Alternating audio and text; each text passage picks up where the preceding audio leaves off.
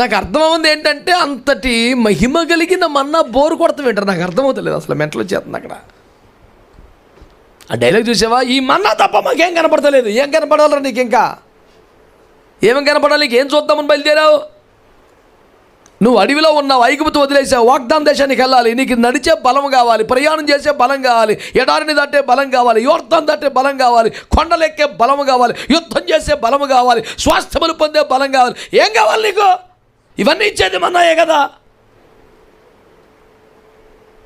ఈ మన్నా తప్ప మాకేం కనపడుతుంది. ఆ డైలాగ్ నాకు కోపం వచ్చేస్తుంది. అసలు ఏం కనపడాలి నీకు? ఇంకా ఏం కావాలి?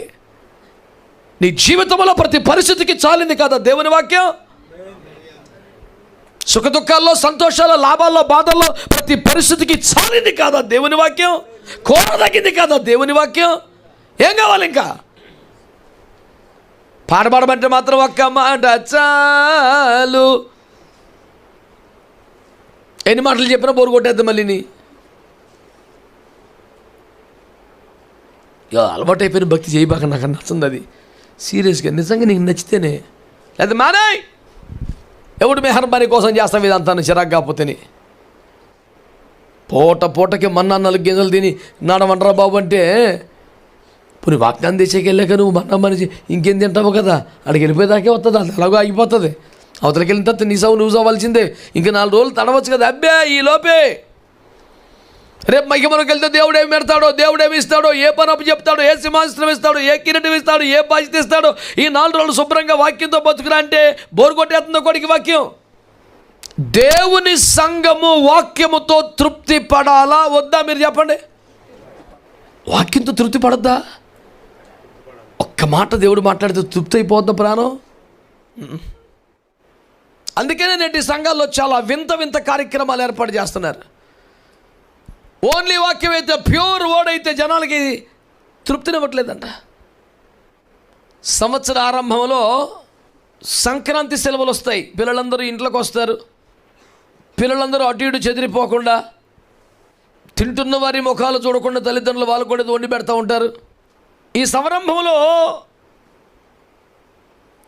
భోగి మంటల లాంటివి మనము కూడా వెయ్యాలని కొంతమంది అయ్యగారులకి ప్రేరేపణ వచ్చింది. చర్చిలోనే కర్రలన్నీ తెచ్చి తగలబెట్టారు. కేవలం భోగి మంటలని చెబితే మరీ బొత్తిగా బాగోతులే అనుకున్నారేమో. మీ సమస్యలు, కష్టాలన్నీ కాగితాల మీద రాసి పెట్టండి. ప్రార్థనాపూర్వకంగా ఆరాధన చేస్తూ అందులో వేసేద్దాం. ఈ దెబ్బతో మీ కష్టాలు తీరిపోయారు. ఇదేదో బాగుందరా అని ఇక కష్టాలు, బాధలన్నీ కాగితాల మీద రాసుకొచ్చి పాటలు పాడతా, కోలాటం ఆడతా, డ్యాన్సులు వేస్తా, దాని చుట్టూ తిరిగి అందులో వేస్తున్నారు. కేవలం వాక్యం అంటే నచ్చట్లేదు సార్ జనాలకి. ఈ అరణ్యములో మాకు మన్నా తప్ప ఏమీ కనపట్లేదు. చిరాకు వచ్చేస్తుందని అడగకూడదు. ఆడెక్కడ మానేసి ఇంకో చర్చికి వెళ్ళిపోతాడు, టెన్షన్ పెట్టాడు, ఏదో ప్రోగ్రాం పెట్టాడు, మ్యూజికల్ చైర్ పెట్టాడు చర్చిలో. ఈ ఆడలందరూ కింద మీద పడిపోయి కుర్చీలో పడి కొట్టు చచ్చిపోతుంటే ఈ పురుషోత్తమ అందరూ సపట్లు కొట్టి కేకలేసి ఆరాధన పేరు మీద అమర్యాదగా కుసంస్కారంగా ఉండే పాపిష్టి బట్టలు వేసుకున్న పిల్లలతో వేదికల మీద నాట్యాలు వేయించి, రంగురంగుల తలుకులు, బెలుకులు, పొగొచ్చేసే లైట్లు, రంగు మారిపోయే లైట్లు పెద్దది పెట్టాడు. అక్కడ ఒకటి 50 లైట్లు కట్టాడు. ఇన్ని లైట్లు ఎందుకురా చర్చికి అని అడిగితే, ఉత్తి లైట్ అయితే బాగుండు, ఒకటేమో పొగ వచ్చేది, ఒకటేమో రంగు మార్చేది. ఓ చర్చికి నేను వెళ్తే నా ఫోటోలు తీసి పంపించారు నాకు. తర్వాత వాక్యం చెప్పాక ఒక్క ప్రసంగంలో 5 రంగులు చొక్కాలు ఉన్నాయి నాకు. నేను ఇన్ని రంగులు ఎప్పుడు మార్చాను అని చూస్తే లైట్లు అడుగు అది మారిపోతుంది ఎప్పటికప్పుడు. గ్రీన్ కలర్ షర్ట్ వచ్చింది, బ్లూ కలర్ షర్ట్ వచ్చింది. ఇది ఎప్పుడు వచ్చాయి నాకన్నా ఎప్పుడే ఆడే మార్చేసాడు. ఒట్టి వాక్యం అంటే నచ్చట్లేదు సార్. ఏదో ఉండాలా,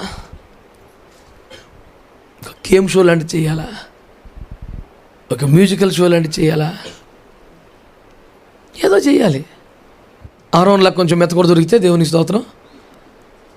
చేస్తావా ఎందుకు చేస్తాం అని చేసుకునే పరిస్థితి వచ్చేసింది.